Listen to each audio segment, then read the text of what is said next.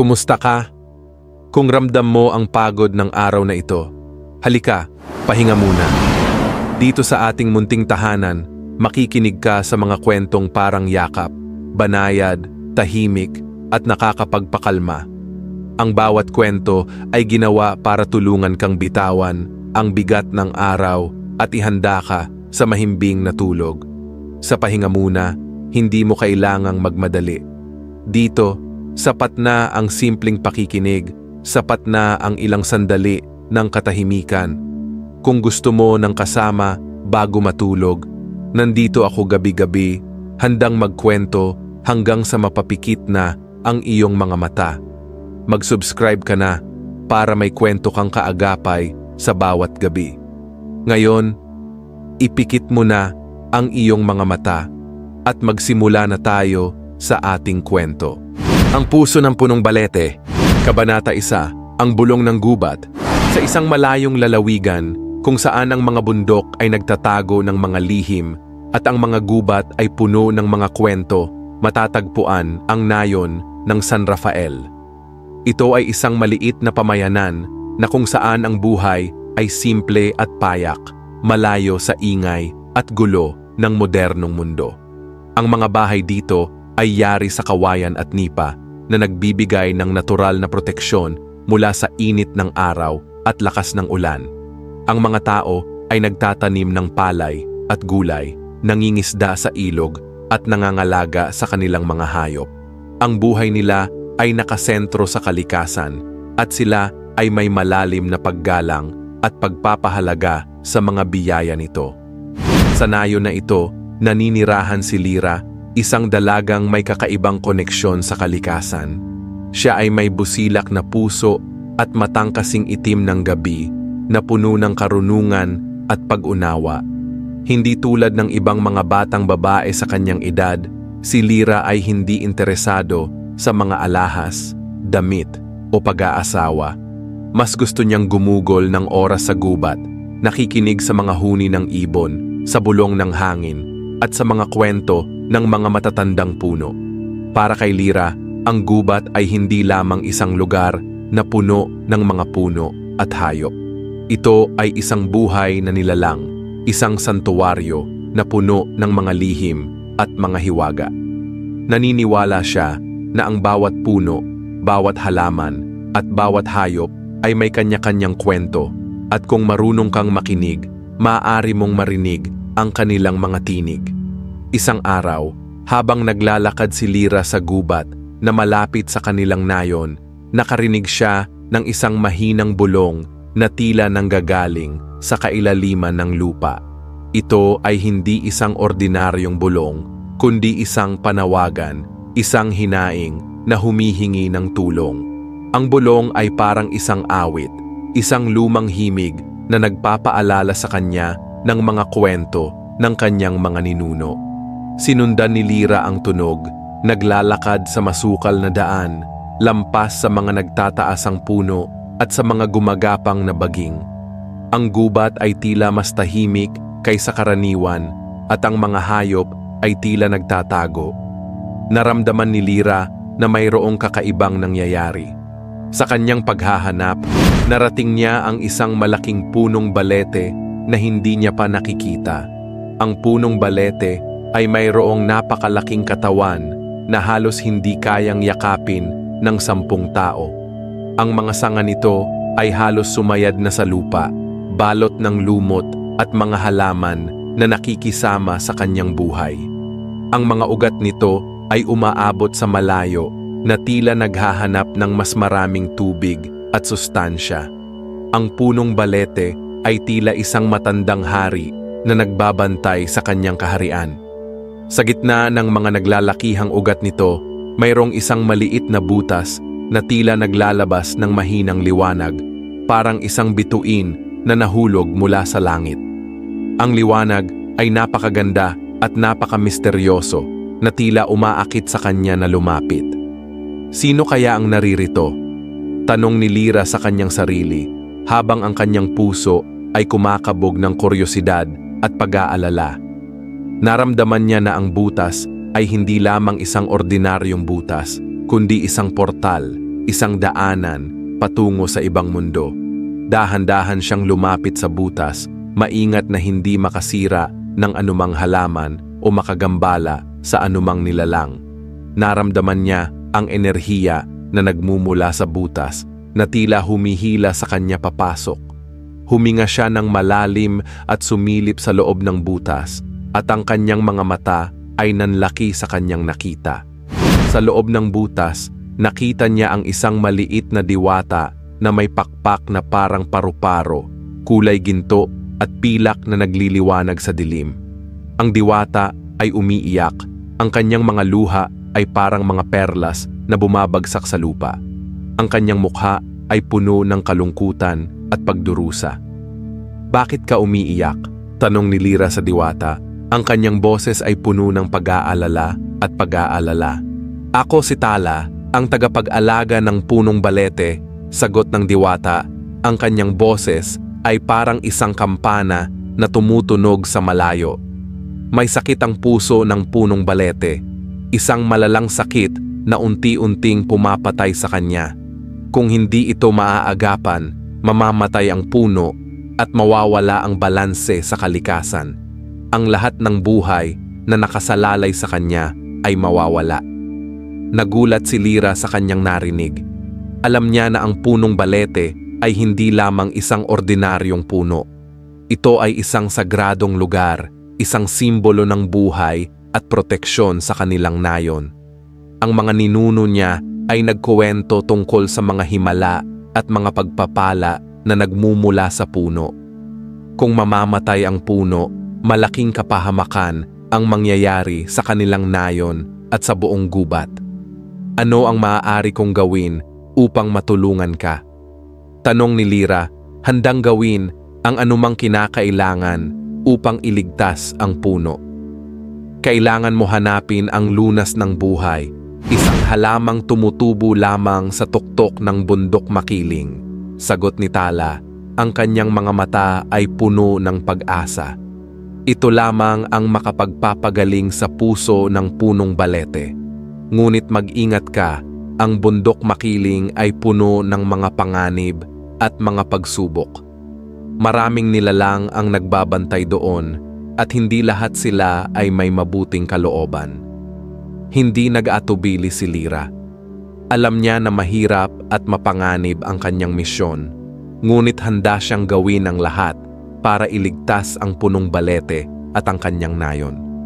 Ang kanyang puso ay puno ng determinasyon at pagmamahal sa kalikasan.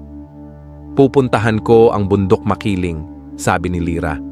"Hahanapin ko ang lunas ng buhay at ibabalik ko ito sa iyo. Iligtas natin ang punong balete." Sa sandaling iyon, naramdaman ni Lyra ang isang malakas na koneksyon sa punong balete at kay Tala. Alam niya na hindi siya nag-iisa sa kanyang misyon.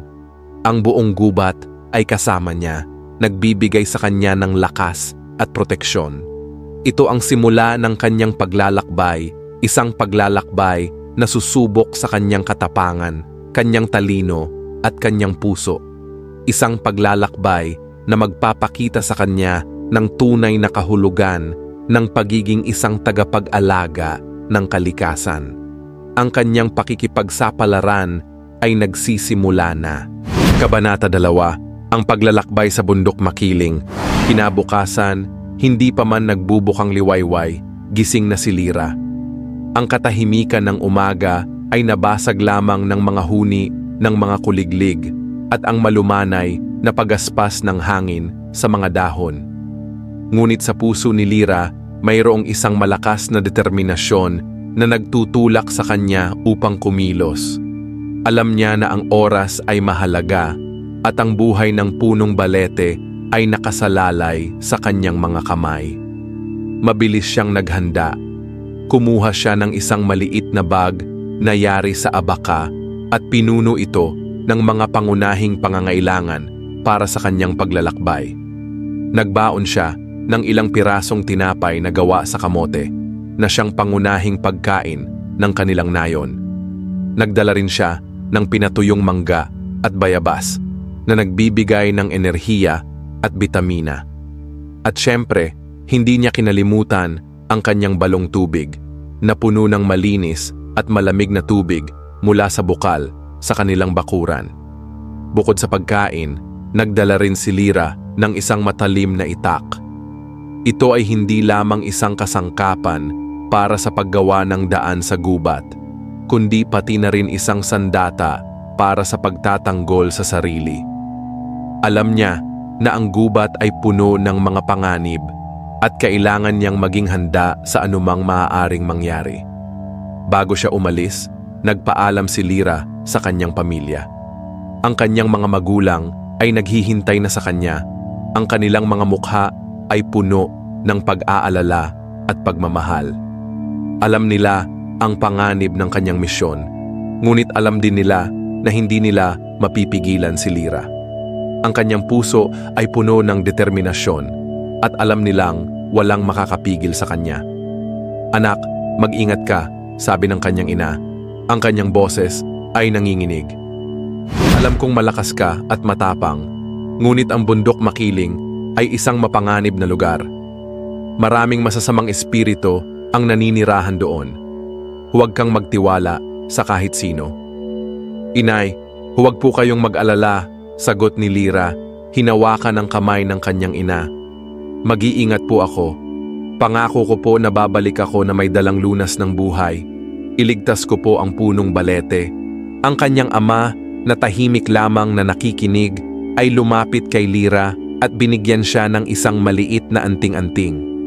Ito ay gawa sa kahoy ng balete at nakaukit dito ang mga simbolo ng mga espiritu ng kalikasan. "Anak, dalhin mo ito," sabi ng kanyang ama. "Ito ay magbibigay sa iyo ng proteksyon laban sa masasamang espiritu. Ngunit tandaan mo, ang tunay na proteksyon ay nagmumula sa iyong puso.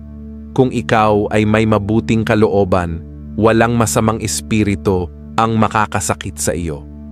Pagkatapos ng kanyang paalam, sinimulan ni Lyra ang kanyang paglalakbay. Naglakad siya sa daan na patungo sa gubat. Ang kanyang mga paa ay matatag na humahakbang sa lupa. Habang papalayo siya sa nayon, ang daan ay nagiging mas masukal at mapanganib.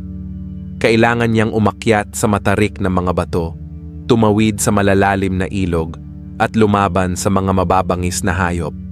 Ngunit hindi siya sumuko. Ang kanyang puso ay puno ng pag-asa at determinasyon. Sa kanyang paglalakbay, nakasalubong niya si Apolito, isang matandang lalaki na kilala sa kanyang karunungan at kaalaman sa kalikasan. Si Apolito ay isang ermitanyo na naninirahan sa isang maliit na kubo sa gitna ng gubat. Sinasabi na siya ay mayroong koneksyon sa mga espiritu ng kalikasan at nakakausap niya ang mga hayop at mga puno. "Saan ka pupunta, Hija?" tanong ni Apolito. Ang kanyang mga mata ay puno ng karunungan at pag-aalala. Ikinuwento ni Lyra ang kanyang misyon. Sinabi niya kay Apolito ang tungkol sa sakit ng punong balete at ang kanyang paghahanap sa lunas ng buhay. Humanga si Apolito sa kanyang katapangan at kabutihan. "Tutulungan kita," sabi ni Apolito. "Alam ko ang daan patungo sa tuktok ng bundok makiling. Sasamahan kita sa iyong paglalakbay. Ngunit kailangan mong maging handa sa mga pagsubok na ating kakaharapin. Ang bundok makiling ay hindi lamang isang lugar. Ito ay isang espiritu. Susubukan niya ang iyong puso at ang iyong layunin." Magkasama, nagpatuloy sila sa kanilang paglalakbay. Tinuruan ni Apolito si Lyra ng mga bagay tungkol sa kalikasan. Ipinakita niya sa kanya ang mga halamang gamot na maaaring makapagpagaling ng iba't ibang sakit, ang mga hayop na nagbibigay ng babala sa panganib, at ang mga espiritu ng gubat na nagbabantay sa kalikasan. Natutunan ni Lyra na mas pahalagahan at respetuhin ang kalikasan. "Ang kalikasan ay buhay," sabi ni Apolito. "Kailangan natin itong alagaan at protektahan dahil ito ang nagbibigay sa atin ng buhay. Kung sisirain natin ang kalikasan, sisirain din natin ang ating sarili." Pagkatapos ng ilang araw na paglalakbay, narating nila ang paanan ng bundok makiling. Ang bundok ay nagtataas sa langit. Ang kanyang mga dalisdis ay natatakpan ng luntiang gubat. Ang hangin ay malamig at sariwa at ang katahimikan ay nakabibingi. Dito na tayo maghihiwalay, sabi ni Apolito. Hindi na ako maaaring sumama sa iyo sa tuktok ng bundok. Ang aking panahon ay tapos na. Ngunit huwag kang mag-alala, malapit ka na. Sundan mo lamang ang ilog hanggang sa makarating ka sa isang talon. Sa likod ng talon, mayroong isang lihim na daan na patungo sa tuktok ng bundok. Ngunit mag-ingat ka, ang daan na iyon ay puno ng mga panganib at mga pagsubok. Kailangan mong maging matapang at matalino upang malampasan ang mga ito. Nagpasalamat si Lyra kay Apolito sa kanyang tulong at gabay. Binigyan niya ito ng isang yakap at humingi ng kanyang basbas. Mag-ingat ka, Hija, sabi ni Apolito. Nasa iyo ang lakas at ang karunungan upang iligtas ang punong balete. Huwag kang sumuko. Mag-isa, sinimulan ni Lyra ang kanyang pag-akyat sa bundok makiling. Ang kanyang puso ay puno ng pag-asa at determinasyon. Alam niya na ang kanyang misyon ay hindi lamang para sa kanyang sarili, kundi para sa buong nayon at sa kalikasan. Ang kanyang paglalakbay ay nagpapatuloy at handa siyang harapin ang anumang hamon na kanyang kakaharapin. Kabanata 3, ang lihim na daan. Sa kanyang pag-iisa sa paanan ng bundok makiling, hindi hinayaan ni Lyra na manaig ang pangamba. Sa halip, pinili niyang sariwain ang mga payo at pangaral ni Apolito na nagsilbing tanglaw sa kanyang puso at isipan. Ang mga salitang iyon ang nagpaalala sa kanya ng kanyang misyon, ang dahilan kung bakit siya naroroon at ang kahalagahan ng kanyang gagawing paglalakbay. Tumingala siya sa matayog na bundok na nababalot ng mga ulap at puno ng mga lihim at huminga siya ng malalim. Sa kanyang paghinga, naramdaman niya ang enerhiya ng bundok na dumadaloy sa kanyang buong katawan na nagbibigay sa kanya ng tapang, lakas at determinasyon. Sinundan ni Lyra ang landas na itinuro ni Apolito, ang ilog na umaagos mula sa puso ng bundok. Ang tubig ay malinaw at malamig, at ang kanyang agos ay naglilikha ng isang nakapapayapang himig na nagbigay ginhawa sa kanyang kaluluwa. Habang siya ay naglalakad, kanyang napansin ang mga kakaibang halaman at hayop na hindi niya nakikita sa kanilang nayon. May mga paru-paro na may mga pakpak na kasing kulay ng bahaghari, mga ibon na umaawit ng mga melodiya na hindi niya pa naririnig, at mga puno na may mga sangang baluktot at puno ng mga ukit na tila nagkukwento ng mga sinaunang kasaysayan. Ang gubat ay buhay, puno ng mga hiwaga at mga kababalaghan, ngunit hindi rin maikakaila ang panganib na nagkukubli sa kanyang kaibuturan. Hindi nagtagal, narating niya ang talon. Ang tubig ay bumabagsak mula sa mataas na talampas na lumilikha ng isang maingay na dagundong na halos tumabon sa kanyang pandinig. Ang ambon na likha ng talon ay bumasa sa kanyang mukha at balat na nagdulot ng isang malamig at nakagiginhawang pakiramdam. Sa kabila ng kanyang kagandahan, alam ni Lyra na hindi siya maaaring magtagal doon. Kailangan niyang hanapin ang lihim na daan, ang susi sa kanyang pag-akyat sa tuktok ng bundok. Maingat na lumapit si Lyra sa talon, sinisiyasat ang bawat bato at siwang sa likod ng bumabagsak na tubig. Ang mga bato ay madulas at mapanganib, at kailangan niyang maging maingat upang hindi siya madulas at mahulog. Sa simula, tila walang lihim na daan na nagtatago sa likod ng talon, ngunit hindi siya sumuko. Alam niya na ang daan ay naroroon, naghihintay lamang na matagpuan. Sa kanyang pagtitiyaga at masusing pagsisiyasat, sa wakas ay natagpuan niya ang isang maliit na siwang na natatakpan ng mga baging at lumot. Halos hindi ito makita, ngunit ang kanyang matalas na paningin at malakas na intuwisyon ang nagtulak sa kanya upang suriin ito. Naramdaman niya ang isang kakaibang enerhiya na nagmumula sa siwang na nagpapatunay na iyon nga ang lihim na daan. Walang pag-aalinlangan, pumasok si Lyra sa siwang. Ang daan ay makipot at madilim at kinailangan niyang gumapang at umakyat sa mga batuhan upang makatawid. Ang amoy ng lupa at lumot ay mas matindi sa loob at ang hangin ay malamig at basa. Ngunit hindi siya natakot. Ang kanyang determinasyon na iligtas ang punong balete ang nagtulak sa kanya upang magpatuloy. Sa kanyang pag-akyat, nakatagpo si Lyra ng iba't ibang nilalang na hindi niya inaasahan. May mga duwende na nagtatago sa mga anino, mga engkanto na sumasayaw sa hangin, at mga hayop na hindi niya pa nakikita. Ang ilan sa kanila ay mabait at matulungin, habang ang iba naman ay masama at mapanlinlang. Kailangan niyang maging maingat at mapanuri upang malaman kung sino ang kanyang pagkatiwalaan. Isang duwende ang nagbigay sa kanya ng isang mahiwagang kristal na nagliliwanag sa dilim, na tumulong sa kanyang hanapin ang daan sa gitna ng kadiliman. Isang engkanto naman ang nagbigay sa kanya ng isang dahon na may kakayahang magpagaling ng anumang sugat na nagsilbing proteksyon sa kanyang paglalakbay. Ngunit mayroon ding mga nilalang na sinubukang linlangin siya, iligaw siya, at hadlangan ang kanyang misyon. Isang sakim na duwende ang nag-alok sa kanya ng ginto at mga kayamanan, ngunit matatag siyang tumanggi. Alam niya na ang kanyang layunin ay mas mahalaga kaysa sa anumang materyal na bagay. Isang mapanuksong engkanto naman ang sinubukang kumbinsihin siyang bumalik sa kanilang nayon, na sinasabing hindi niya kayang harapin ang mga panganib ng bundok. Ngunit hindi siya nakinig. Ang kanyang puso ay nakatuon sa pagliligtas sa punong balete at hindi siya papayag na hadlangan siya ng kahit sino. Sa bawat pagsubok na kanyang hinarap, ipinakita ni Lyra ang kanyang katapangan, talino at kabutihan.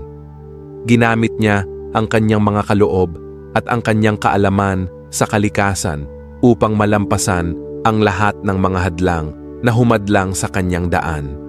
Hindi siya nagpatinag sa kanyang layunin at patuloy siyang umakyat patungo sa tuktok ng bundok.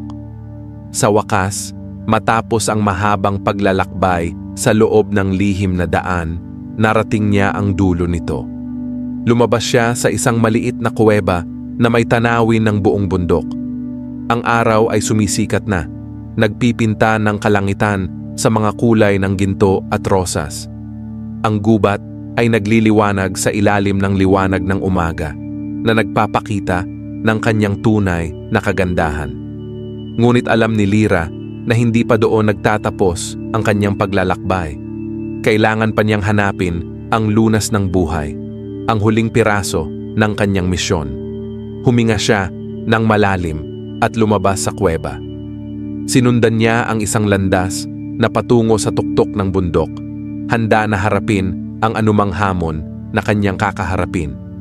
Ang kanyang puso ay puno ng pag-asa, determinasyon at pananampalataya.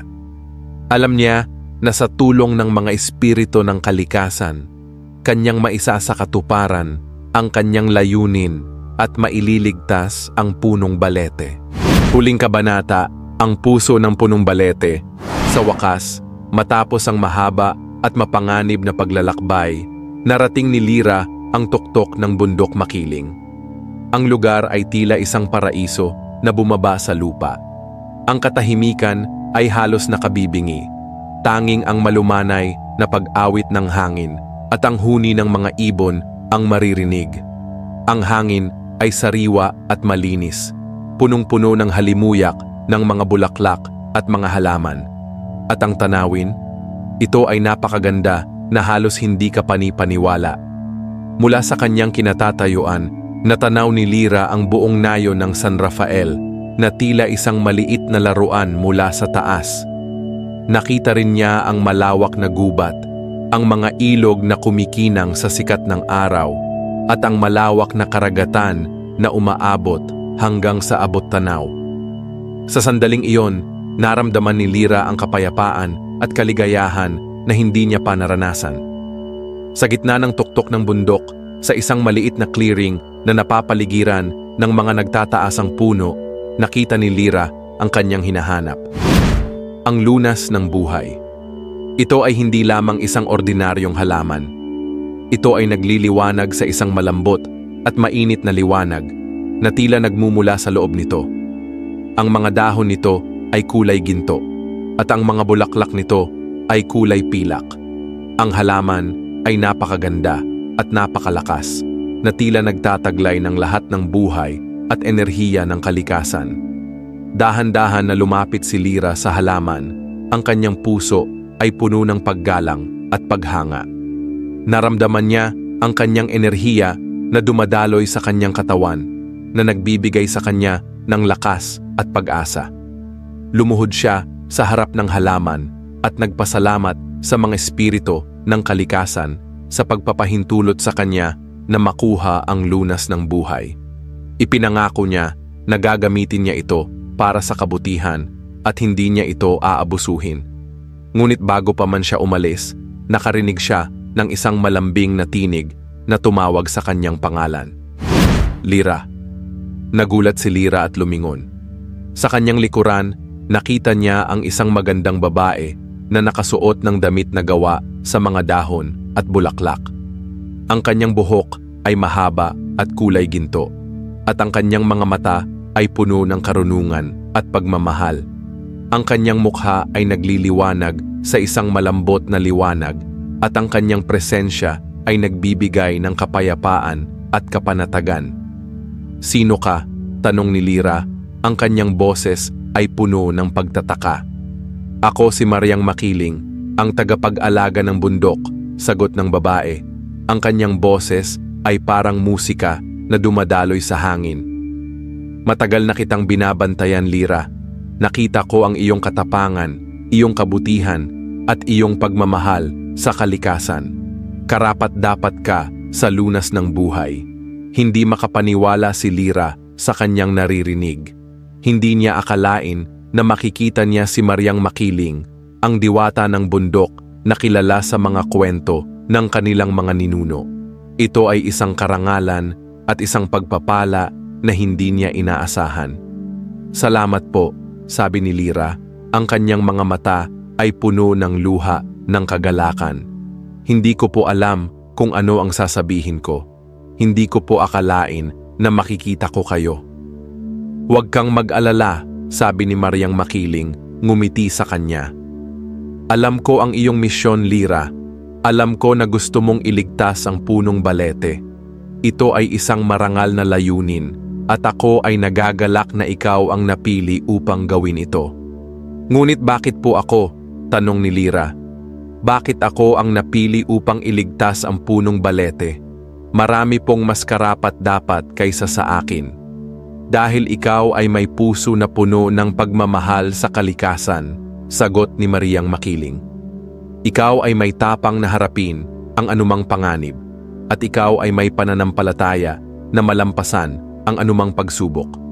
Ikaw ay isang tunay na tagapag-alaga ng kalikasan, Lyra. At ikaw ang kailangan ng punong balete. Pagkatapos, lumapit si Mariang Makiling kay Lyra at hinawakan ang kanyang kamay. Sa sandaling iyon, naramdaman ni Lyra ang isang malakas na enerhiya na dumadaloy sa kanyang katawan, na nagbibigay sa kanya ng karunungan at lakas. Naintindihan niya ang tunay na kahulugan ng kanyang misyon at alam niya kung ano ang dapat niyang gawin. Dalhin mo ang lunas ng buhay, Lyra, sabi ni Mariang Makiling. Ibalik mo ito sa punong balete at pagalingin mo ang kanyang sakit. Ngunit tandaan mo, ang tunay na lunas ay nagmumula sa iyong puso.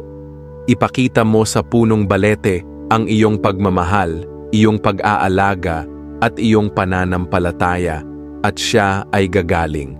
Nagpasalamat si Lyra kay Mariang Makiling sa kanyang mga salita at sa kanyang pagpapala. Pagkatapos, kinuha niya ang lunas ng buhay at nagpaalam sa diwata ng bundok. Bumaba si Lyra sa bundok, dala ang lunas ng buhay at ang karunungan ni Mariang makiling. Sa kanyang pagbabalik, nakita niya ang mga nilalang na tumulong sa kanya sa kanyang paglalakbay. Nagpasalamat siya sa kanila at ibinahagi niya sa kanila ang kanyang kaalaman tungkol sa kalikasan. Pagdating niya sa nayon, sinalubong siya ng kanyang pamilya at mga kaibigan. Tuwang-tuwa sila na ligtas siyang nakabalik. Agad na pumunta si Lyra sa punong balete kasama si Tala. Dahan-dahan niyang inilagay ang lunas ng buhay sa puso ng puno. At pagkatapos, isang himala ang nangyari. Ang punong balete ay nagsimulang lumiwanag sa isang malakas na liwanag. Ang mga dahon nito ay naging mas luntian, ang mga sanga nito ay naging mas malakas, at ang mga ugat nito ay naging mas matatag. Ang punong balete ay gumaling. Tuwang-tuwa ang lahat.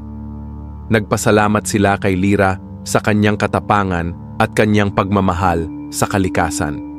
Mula noon, naging mas malapit pa si Lyra sa kalikasan. Ipinagpatuloy niya ang kanyang pagmamahal at pag-aalaga sa mga puno at hayop. Naging inspirasyon siya sa kanyang nayon at ang kanyang kwento ay kumalat sa buong mundo. At ang punong balete? Patuloy itong tumayo na matatag at malakas, nagbibigay ng buhay at proteksyon sa nayon ng San Rafael. Ang puso nito ay puno ng pasasalamat at pagmamahal kay Lyra, ang dalagang nagligtas sa kanya. At sa bawat paglipas ng araw, ang kwento ng puso ng punong balete ay patuloy na isinasalaysay na nagbibigay inspirasyon sa mga tao na mahalin at alagaan ang kalikasan.